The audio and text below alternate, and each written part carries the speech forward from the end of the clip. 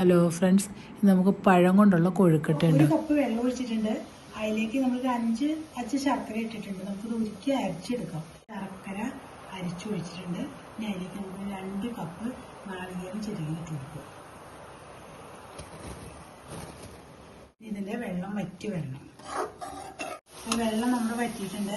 ഇനി അതിലേക്ക് നമുക്ക് ഏലക്കപ്പൊടി കൂടി പൊടിച്ചായിരുന്നു 1 സ്പൂൺ. ഏലക്കപ്പൊടി മാത്രമേ 1/2 സ്പൂൺ ഇട്ട് കൊടുക്കാം.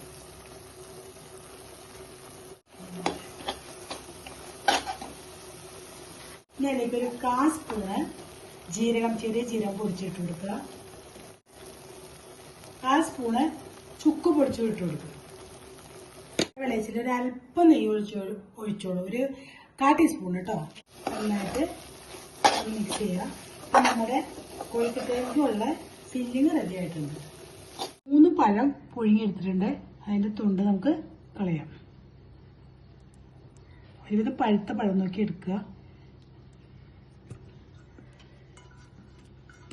അതിൻ്റെ ഉള്ളിൽ നിന്ന് അതിൻ്റെ അരി എടുത്ത് കളയണം കേട്ടോ. എന്നിട്ട് വേണം നമുക്ക് ഉടച്ചെടുക്കാനായിട്ട്. ഇനി നമുക്ക് നന്നായിട്ട് ഉടച്ചെടുക്കുക. നമുക്കതിൽ കുറച്ച് പൊടി ഇട്ട് കൊടുക്കാം. അരിപ്പൊടി കേട്ടോ.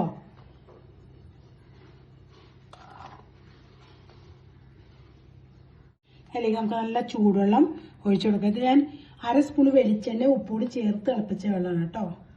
കുറേശ്ശെ ഒഴിച്ച് നമുക്ക് കുഴച്ചെടുക്കാം. ഇനി ഒരു 1/2 സ്പൂൺ നെയ്യ് അതിന് മുകളിൽ ഒഴിച്ചു കൊടുക്കുക. നന്നായിട്ട് കുഴച്ചെടുക്കുക കേട്ടോ. എന്നിട്ട് ചൂടാക്കി കൈ കൊണ്ട് നന്നായിട്ട് കുഴയ്ക്കും. കുഴച്ചിട്ടുണ്ട്. അതിന് മുകളിൽ അല്പം വെളിച്ചെണ്ണ ഒന്ന് പുരട്ടി കൊടുക്കുക. ഇനി നമുക്ക് ചെറിയ ഉരുളയാക്കി ഉരുട്ടിയെടുക്കുക. ഒരു സൈഡിൽ നമുക്ക് എടുക്കുക.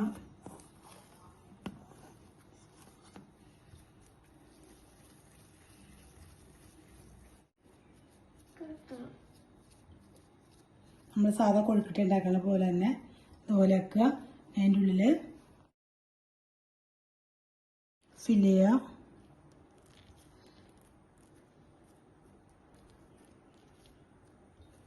ഇത് ഒന്ന് ഉരുട്ടിയെടുക്കുക. നമുക്ക് ബാക്കിയുള്ളത് ചെയ്തെടുക്കാം കേട്ടോ. നമ്മുടെ പഴത്തിൻ്റെ കൊഴുക്കട്ടയൊക്കെ ഉണ്ടാക്കി കഴിഞ്ഞിട്ടുണ്ട്. ഇനി നമുക്കത് ആവി കയറ്റ് അടപ്പത്തേക്ക്. അപ്പോൾ ഒരു ഇഡ്ഡലി ചെമ്പിൽ വെള്ളം വെക്കുക. എന്നിട്ട് അതിലേക്ക് നമുക്ക് വെക്കാം. വെള്ളം തിളച്ച് തുടങ്ങിയിട്ടുണ്ട്. തിളച്ചിട്ട് ഇറക്കി വെക്കുക കേട്ടോ.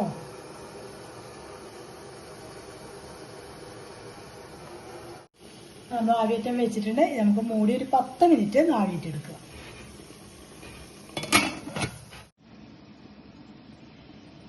ഇപ്പൊ നമ്മുടെ കൊഴുക്കട്ട റെഡി ആയിട്ടുണ്ട് കേട്ടോ. നന്നായിട്ട്.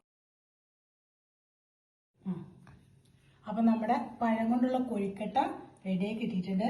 അപ്പൊ നിങ്ങളിത് എല്ലാവരും ട്രൈ ചെയ്ത് നോക്കണം. അപ്പൊ നിങ്ങളിത് ഇഷ്ടപ്പെട്ടായിരിക്കും ലൈക്ക് ചെയ്യുക, ഷെയർ ചെയ്യുക, ഫീഡ്ബാക്ക് അറിയിക്കുക.